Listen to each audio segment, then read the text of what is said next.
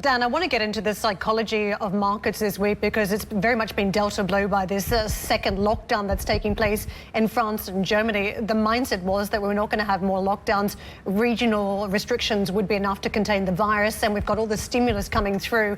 Even if you debate the effectiveness, the market was pretty happy with what it had received to date. What do you make of what we're now witnessing, how damaging the policy might be to further cause restrictions across economies and impact demand? Is it the right course of action at this point?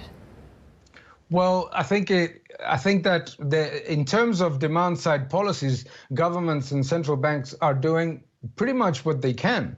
But it's not about demand side policies anymore. And I think that Germany has seen it very, very clearly. They've imposed the lockdowns, but at the same time, the government is giving the businesses that are being closed down a month of last year's revenues in order to continue to survive. It's about supply side measures. And if governments don't understand this very, very quickly now, it's going to be much more difficult. In terms of the market, in my opinion, the problem is that the market is already embedding valuations that assume a very aggressive recovery in 2021, which is being questioned almost every day. The new lockdowns hurt that sentiment, certainly. But I think also that markets have been relying too aggressively on the idea that central banks are going to continue to pump liquidity, which they will. But there's a point in which this is not about liquidity. This is about solvency. And at the same time, bankruptcies